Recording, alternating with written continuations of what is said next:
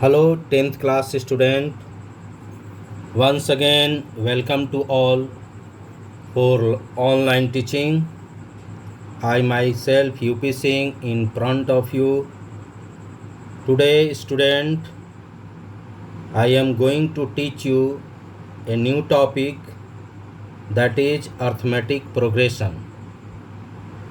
Before knowing something about this, first of all you have to know some terminology related to this topic.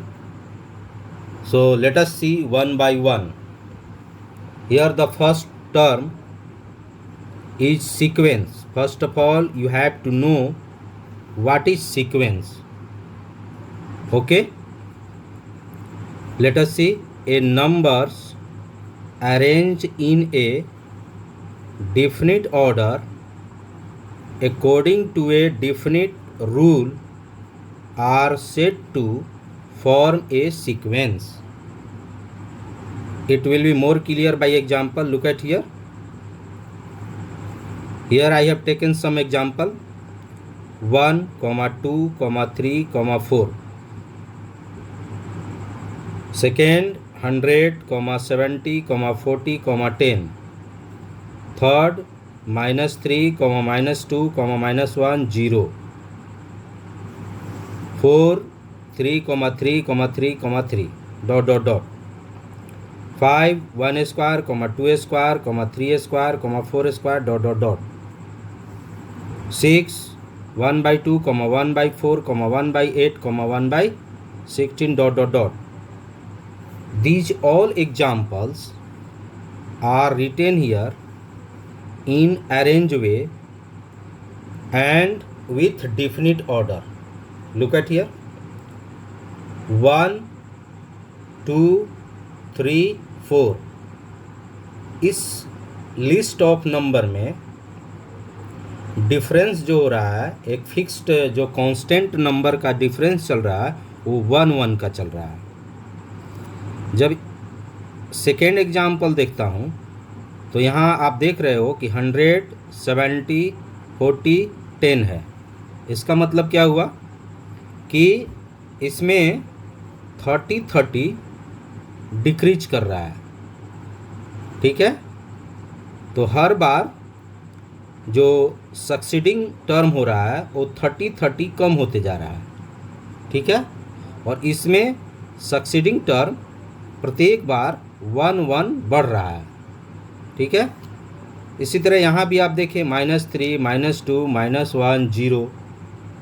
ठीक है, इसमें आप देख रहे हैं कि 3, 3, 3, 3 है. इसमें 0 या तो ऐड करो या सब्ट्रैक्ट करो, कोई अंतर नहीं होगा. मीन्स इसका जो कॉमन डिफरेंस चलेगा वो 0 0 चलेगा. इधर भी एक डिफिनिट ऑर्डर में लिखा हुआ है 1 का स्क्वायर, 2 का स्क्वायर, 3 का स्क्वायर, 4 का स्क्वायर. तो इस तरह के जो भी एग्जाम्पल होंगे उसको हम लोग सीक्वेंस कहेंगे. Understood? Here will be more clear. Look at here. We all are observing that here each of the numbers in the list is called a term. अभी जो हम लोग एग्जाम्पल लिए हैं, यहाँ जो प्रत्येक नंबर है उसको टर्म से डिनोट करते हैं. First term, second term, third term, fourth term. इस तरह इसको बोलेंगे first term, second term, third term, fourth term. Means list of number which is in sequence is called term. Understood? What is term?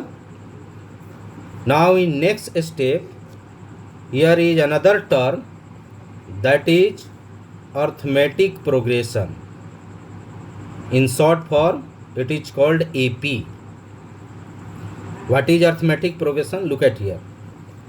An arithmetic progression, means in short form AP, is a list of numbers in which each term is obtained by adding a fixed number to the preceding term except the first term. How? Look at here. Here one word is coming in this statement, preceding term, or another word here adding a fixed number. Example में देखते हैं। First example देखिए, 1 2 3 4। यह जो second term है इसका first term का succeeding term होगा। इसी तरह नेक्स्ट जो होगा वो भी सक्सीडिंग टर्म होगा, नेक्स्ट भी जो होगा वो भी सक्सीडिंग टर्म होगा। इसका मतलब क्या हुआ कि 3 का सक्सीडिंग टर्म 4 हुआ और 4 का प्रीसीडिंग टर्म 3 हुआ, 2 का सक्सीडिंग टर्म 3 हुआ और 3 का प्रीसीडिंग टर्म 2 होगा, 1 का सक्सीडिंग टर्म 2 हुआ और 2 का प्रीसीडिंग टर्म 1 होगा। तो डिफिनीशन में क्या कहता है कि by adding a fixed number to the preceding term except the first term, for getting AP by adding a fixed number। यहाँ 1 1 जब ऐड कर रहे हैं तो हमारा नेक्स्ट जो है टर्म मिल रहा है, ठीक है। इसका मतलब क्या हुआ कि फर्स्ट टर्म को छोड़कर नेक्स्ट टर्म प्राप्त करने के लिए हर बार प्रीसीडिंग टर्म में एक फिक्स नंबर ऐड करना होगा। जैसे 1 में अगर 1 ऐड करेंगे तो 2 आएगा, 2 में 1 ऐड करेंगे तो 3 आएगा, क्योंकि 3 का प्रीसीडिंग टर्म 2 है, ठीक है। तो इस तरह से मैं समझता हूँ कि डिफिनीशन क्लियर हो गया होगा। One second, look at the definition. An arithmetic progression is a list of number in which each term is obtained by adding a fixed number to the preceding term except the first term. Okay, here I have written in short way example first to 4 आप देख सकते हैं। Student, this fixed number is called common difference, is called common difference in AP. So therefore common difference is denoted by CD or only D, C comma D or only D. Therefore how can you find the common difference in AP? So common difference can be find out succeeding term minus preceding term. Okay, succeeding term minus preceding term। जैसा कि मैं ये example ले रहा हूँ, look at here. Succeeding term, इस example में succeeding term 70 है इसका, तो फर्स्ट टर्म जो है आपका प्रीसीडिंग टर्म 100 है। तो कॉमन डिफरेंस अगर आप निकालेंगे, common difference D is equal to succeeding term 70 minus 100 is equal to क्या होगा, -30 होगा। तो इस तरह से हम लोग कॉमन डिफरेंस AP का निकाल सकते हैं, ठीक है, understood. So for finding common difference you have to use this rule, succeeding term minus preceding term. Remember here common difference can be positive, negative और 0, even fractional also. For example 1 2 and 4, देखिए positive भी होगा, negative भी होगा, 0 भी होगा और कभी कभी फ्रैक्शनल भी आएगा कॉमन डिफरेंस। तो अभी यहाँ एग्जाम्पल फर्स्ट में हम देख रहे हैं कि इसका जब कॉमन डिफरेंस निकालेंगे, this is the succeeding and this is the preceding term, तो क्या होगा common difference, D is equal to 2 minus 1 is equal to 1, positive number आया। इसी तरह सेकेंड में जब मैंने कॉमन डिफरेंस निकाला तो क्या हुआ, नेगेटिव आया, ठीक है। और अगर आप 4 एग्जाम्पल देखेंगे तो इसमें जो कॉमन डिफरेंस होगा 3 माइनस 3 इक्वल टू 0 होगा। तो इस तरह से जो मैंने यहाँ लिखा है, remember common difference can be positive, negative or zero, even fractional also. Okay, let us see here. Let us denote the first term of an AP by A1, second term by A2, then nth term by AN. Okay, and common difference by D. Then AP becomes A1, A2, A3 dot dot dot AN होगा. इस तरह से लिखा जाएगा.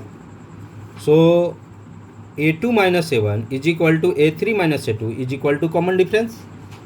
According to this list of number, A2 minus A1 और A3 minus A2 will be common difference.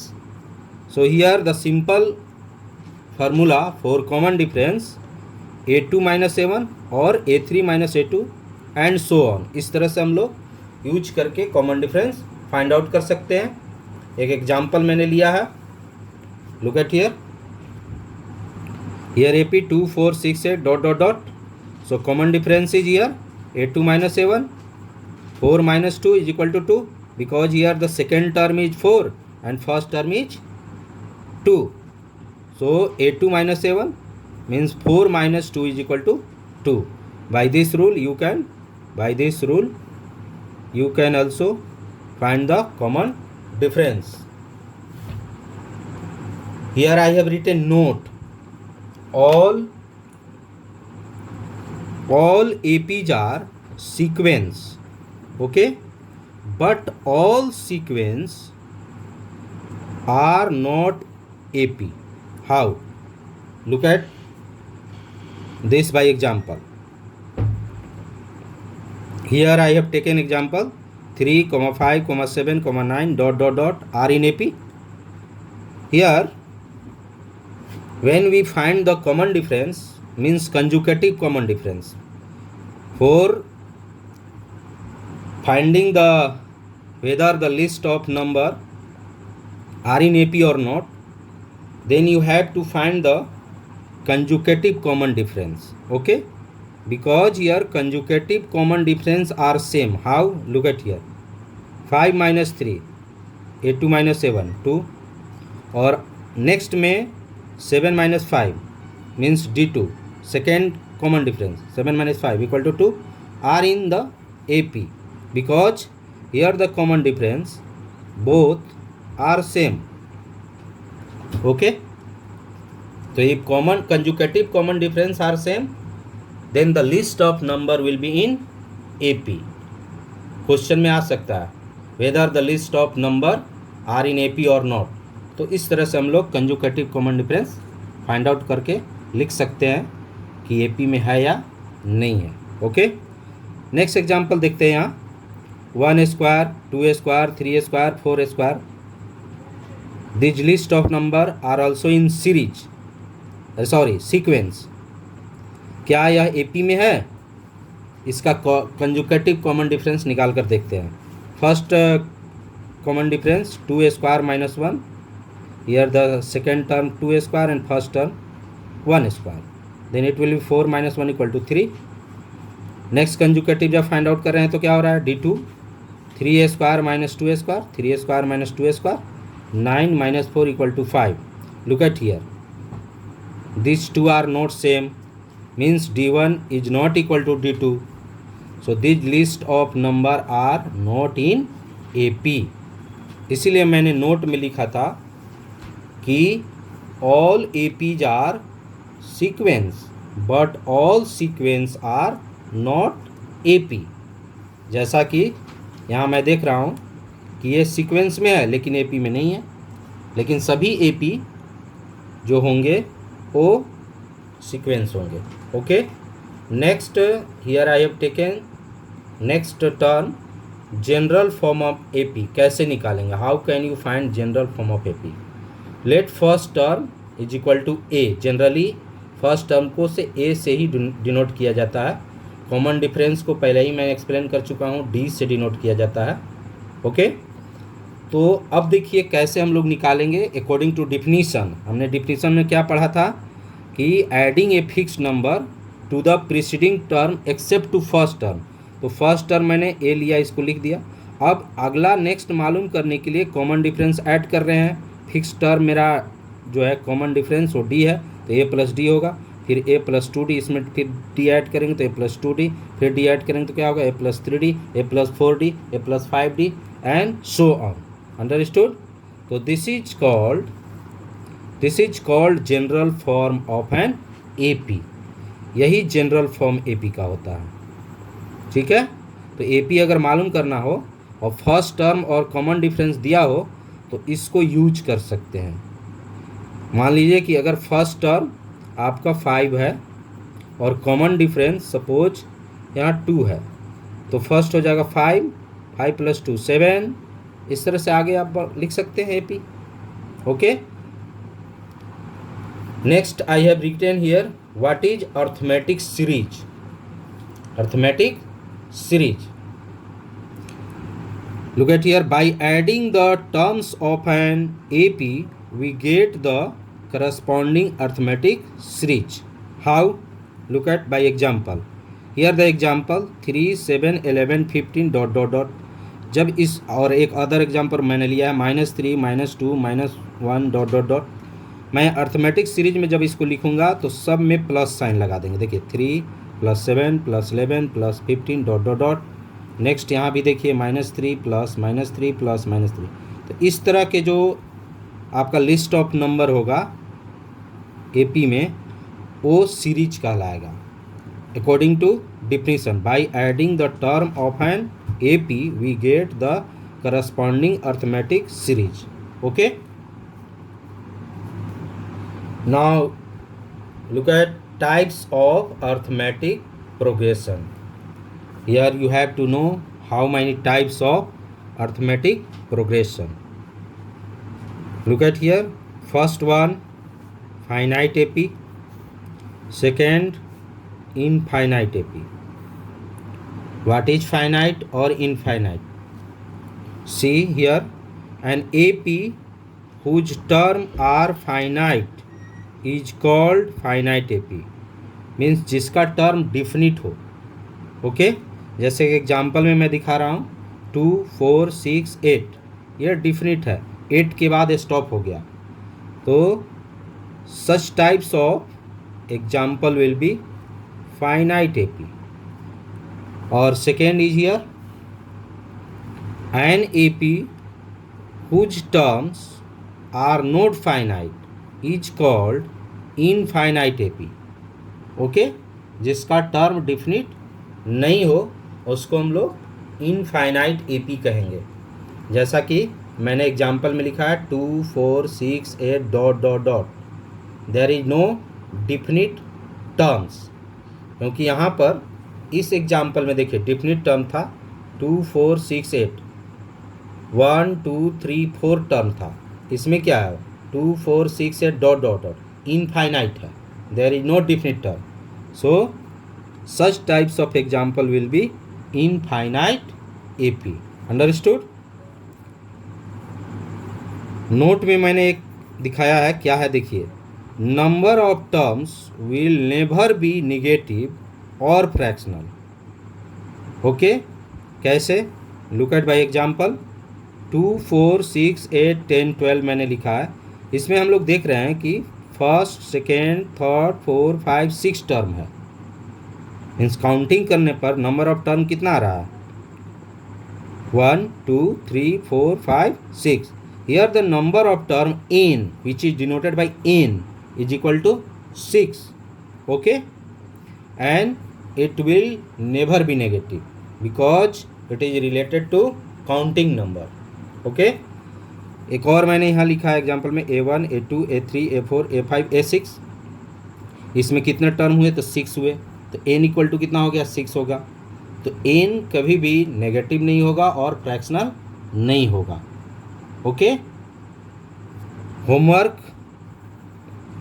Is here, exercise 5.1 NCERT book. Thank you, have a nice day.